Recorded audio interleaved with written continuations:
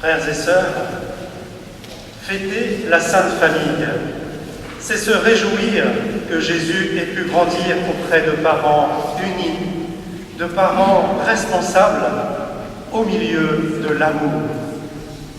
Mais c'est aussi chercher ce que nous pouvons faire pour que dans nos familles, il y ait plus d'amour à l'intérieur, plus de foi en Dieu et aussi plus d'ouverture, plus d'amour envers les autres. Au cœur de la fête de Noël, la Sainte Famille est une famille toute simple. Joseph, Marie et Jésus, la famille terrestre de Dieu. Ne nous y trompons pas, cette famille sainte n'a pas vécu dans les nuages. L'enfance de Jésus ne relève pas d'un conte de fées. Joseph est perturbé devant ce qui arrive à Marie. L'enfant naît dans des conditions misérables. La famille est aussitôt jetée sur les chemins de l'exil en Égypte. Quelques années plus tard, lors d'un pèlerinage à Jérusalem, l'enfant est perdu et retrouvé. L'Évangile nous dit clairement que ses parents n'y comprenaient rien. Tout cela pour nous dire que cette sainte famille a été une vraie famille, avec des problèmes comme tout le monde en connaît. Voilà qui nous rassure. Et si, dans sa lettre aux chrétiens de Colosse, saint Paul fait des recommandations de patience, de confiance et de pardon, c'est bien qu'il en faut. Nous en savons tous quelque chose à un moment ou à l'autre. Vous, jeunes foyers ou moins jeunes, qui vous battez contre des conditions de vie difficiles, santé, budget, logement, difficultés d'orientation, dialogue difficile, conflits de génération, ou vous qui n'avez pas eu la chance de passer Noël avec vos enfants. Vous, jeunes enfants ou adolescents, qui connaissez le drame de la maladie, du handicap, de la séparation de vos parents, qui souffrez de secrètes blessures. Vous qui n'avez pas d'amis et dont l'avenir semble fermé. Mais Noël a été aussi pour d'autres le temps de retrouvailles. Je pense en particulier à mon cousin divorcé, qui s'est retrouvé avec son ex-femme et leur fille autour d'un repas à l'occasion de Noël. La fille faisait remarquer qu'ils avaient passé un très bon moment, qu'elle avait trouvé ça formidable d'être tous à nouveau réunis. Oui, la famille est bien un lieu d'amour et de don, même au milieu des violences et des difficultés.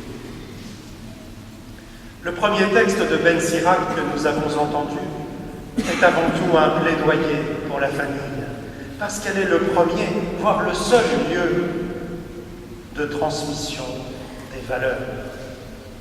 Mission que beaucoup de familles accomplissent avec grande générosité. Honore ton père et ta mère.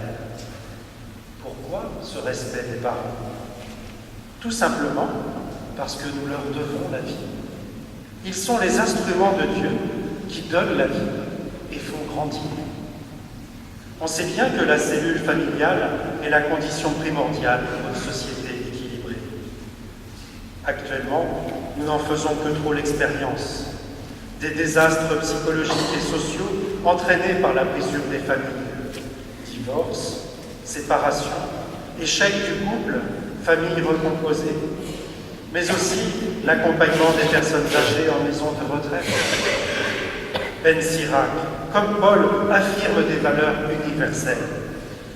L'union dans l'amour, le soutien et le respect mutuel, le pardon, la tendresse, l'humilité, la douceur, la patience, avec de notations particulièrement savoureuses.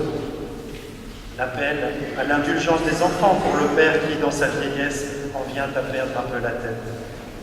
L'invitation faite aux hommes de ne pas être désagréables avec leurs femmes, et celle faite aux parents de ne pas exaspérer leurs enfants.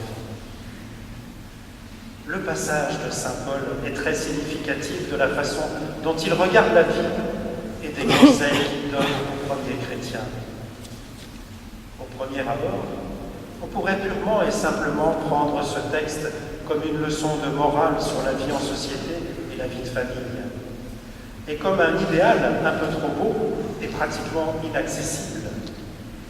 Revêtez vos cœurs de tendresse et de bonté.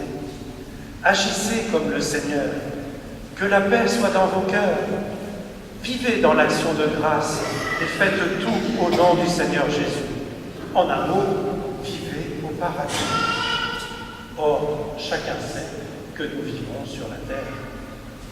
Mais Paul en est bien convaincu que nous vivons sur la terre. La meilleure preuve est dans le « supportez-vous ». Voilà, selon saint Paul, le fin mot de l'amour. C'est du concret et ça nous rejoint dans notre expérience humaine, dans la pure réalité de notre quotidien. La vie en société, la vie familiale sont faites de ces mille détails de la vie de chaque jour où l'autre nous étonne, nous surprend, nous agace, nous agresse, où nos plus proches nous dérangent, nous bousculent, nous font mal, se fâchent, et ça devient même parfois insupportable.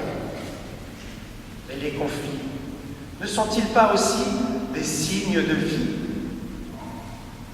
En s'appuyant sur la déclaration qu'il a faite au début du texte, « Vous, les enfants de Dieu, c'est saint, c'est bien-aimé », Paul nous donne tous les conseils de la vie pratique.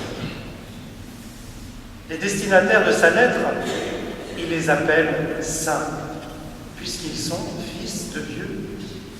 Cela ne veut pas dire qu'ils soient parfaits, mais c'est leur relation à Dieu qui leur vaut ce qualificatif et qui leur inspire tout l'amour dont ils sont capables. Si bien que nos familles, qui sont quand même le lieu où se déploie le plus d'amour gratuit, elles peuvent toutes être appelées saintes familles, quelles que soient les limites que nous leur connaissons. Nos familles, nous en faisons tous l'expérience, sont tissées de bonheur, bien sûr, mais aussi parfois de souffrance. Accueillons-nous les uns et les autres tels que nous sommes dans l'humilité de nos réalités, sans jugement, sans autre souci que de nous aider les uns les autres à grandir dans l'amour. Et soyons certains que notre soif de bonheur bien humain, notre souhait de réussite familiale, mais aussi communautaire, la vie paroissiale, rejoignent le projet de Dieu sur nous. Sinon, il n'aurait pas fait du mariage un sacrement. Dieu nous a créés pour le bonheur et rien d'autre. Alors, réjouissons-nous avec le psalmiste. Heureux es-tu, à toi le bonheur. Et comme nous allons entrer dans une nouvelle année, que les vœux que nous échangerons dans nos familles et dans notre communauté paroissiale ne soient pas une simple formalité, mais qu'ils soient vraiment imprégnés de ce message d'amour tel qu'il a dû être vécu au quotidien par Jésus, Marie et Joseph, la Sainte Famille. C'est en tout cas le sens des vœux que je m'autorise à vous adresser dès maintenant, avec quelques jours d'anticipation.